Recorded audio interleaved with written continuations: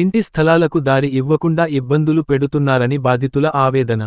సిద్దిపేట జిల్లా మర్కుక్ మండలం పాతూరు గ్రామంలోని సర్వే నంబర్ 228 భూమిలో అదే గ్రామానికి చెందిన ఓ వ్యక్తి వద్ద నుంచి సుమారు 15 మంది గ్రామస్తులు ఇంటి నిర్మాణం కోసం ప్లాట్లు కొనుగోలు చేశారు.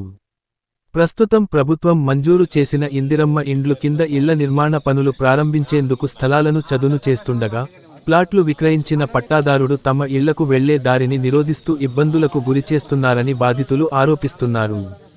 తాము ప్లాట్లు కొనుగోలు చేసిన సమయంలో విక్రేత ఇంటి స్థలాలకు వెళ్లే దారిని చూపించి లేఅవుట్ చేసి విక్రయించాడని, అలాగే తమ రిజిస్ట్రేషన్ పత్రాల్లో కూడా ప్లాట్లకు వెళ్లే దారి నక్ష, మ్యాప్ స్పష్టంగా చూపించబడిందని వారు తెలిపారు. అయితే ప్రస్తుతం ఇళ్ల నిర్మాణం చేపట్టే సమయంలో విక్రేత దారి ఇవ్వకుండా అడ్డంకులు సృష్టిస్తున్నాడని ఆవేదన వ్యక్తం చేశారు. ఈ విషయంపై సంబంధిత రెవెన్యూ, పంచాయతీ మరియు పోలీసు అధికారులను కలిసి ఫిర్యాదు చేసిన బాధితులు, తమకు చట్టబద్ధంగా ఉన్న దారిని కల్పించి న్యాయం చేయాలని కోరుతున్నారు. అధికారులు స్పందించి సమస్యను పరిష్కరించాలని గ్రామస్తులు విజ్ఞప్తి చేస్తున్నారు. మర్కుక్ మండల్, సిద్దిపేట జిల్లా, మాది పాతూరు విలేజ్ బలవంతరెడ్డి దగ్గర ప్లాట్ కొన్నాము. 20 ఏళ్ళ కింద, గత 20 ఏళ్ళ కింద మేము చిన్నోళ్ళము. మా అమ్మ తీసుకుంది. అప్పుడు మాకు తెలియదు తీసుకున్నాం. అప్పుడు తవ్వాని ఫస్ట్ రాసిచ్చింది. వెనకసిక్కి రిజిస్ట్రేషన్ అప్పుడు కూడా రాస్తా అని చెప్పారు. తర్వాత మళ్ళీ ఇప్పుడు మేము షాప్ చేసినాక కూడా మాది షాప్ చేసినాక మళ్ళీ ఇప్పుడు కడలు వీకేసినాం అని చెప్పేసి మళ్ళీ మా మీద దర్జనంగా మళ్ళీ కొట్లాడకు వస్తున్నారు. మేము ప్లాట్ పాపుకున్నాం. ఇప్పుడు ఇందిరమ్మ ఇండ్లు వచ్చినాయి. మేము ఇల్లు కట్టుకుందామని చెప్పేసి ఇది తీసేసినాము. మళ్ళీ కడలు వాస్తా అని చెప్పేసి మళ్ళీ వచ్చారు. దానికోసం లొల్లి అవుతున్నాను. Survey number 228 survey number. ఎంత తీసుకురు?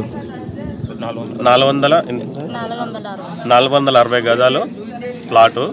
ఖచ్చితంగా మాకు తోవ కావాలి ఇక్కడ. దానికోసమే మేము ముగ్గురు అన్నదమ్ములకు తవ్వనే లేదు ఇక్కడ దుర్గమ్మ సూప్ అని చెప్పేసి అప్పుడు కూడా కాగితంలో రాశారు.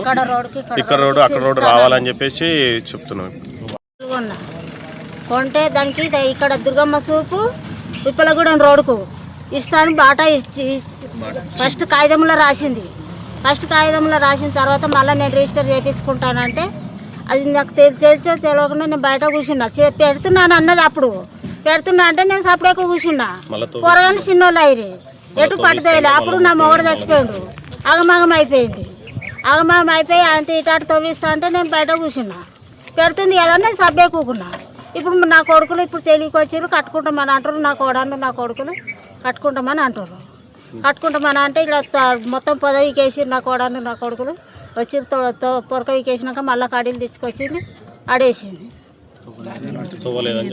ఇప్పుడు తవ్వియనని అంటుంది. మళ్ళా అప్పుడేమో పెడతా అని రిజిస్టర్ అయ్యేటప్పుడు కూడా మళ్ళీ 40,000 రూపాయలు కట్టినా. నేను తక్కువలు కైకిలు చేసుకుంటే కట్టినా. అప్పుడు పోరాళ్ళు తవ్వ కోసం మళ్ళీ నేను 40,000 కట్టినా. పెట్టింది కదా నేను సబ్బే కూకున్నా. ఇప్పుడు ఇంత మోసం చేసింది. అప్పుడు తవ్విస్తాను అక్కడ ఆల్రెడీ ఫస్ట్ కాగితములు ఉంది. ఇప్పుడు ఏమంటుంది? మళ్ళీ ఇప్పుడు ఏమన్నా అంటుంది. ఇంకేమైనా అంటుందా? తవ్వ కోసం ఇంకేమైనా మాట్లాడుతున్నా? కేసు పెట్టుకోమన్నది. కేసు పెట్టేసిన మళ్ళీ రిటర్న్ మళ్ళీ కేసు పెట్టింది. బెదిరిస్తుంది. గడికి ఒకసారి వస్తుంది, బెదిరిస్తుంది. మండలం, సిద్దిపేట జిల్లా. మేము మా మామ ప్లాట్ కొన్నాడు. 20 సంవత్సరాల కింద కొన్నారు. మా అత్తమ్మ మా మామ. మా పెళ్ళిళ్ళు కాలేవు అప్పటికి. ఎప్పుడు అడిగినా కానీ తొవ్వ ఇయ్యాలని అంటే ఆల్రెడీ పేపర్లో రాసి ఉంది. తొవ్వ ఉంది, బాట ఉంది, దుర్గమ్మ సూపు ఇప్పలగూడెం వెళ్ళేటట్టు బాట ఉందని చెప్పింది. ఇప్పుడు పేపర్లు తీసుకొని పోతే ఇస్తలేదు. ఎందుకు ఇయ్యవని నిలదీసి మేము అడిగితే మీరు ప్లాట్ కట్టుకున్నప్పుడు, మీరు ఇల్లు కట్టుకున్నప్పుడు తొవ్వ ఇస్తా అని చెప్పింది. ఇప్పుడు ఇస్తలేదు.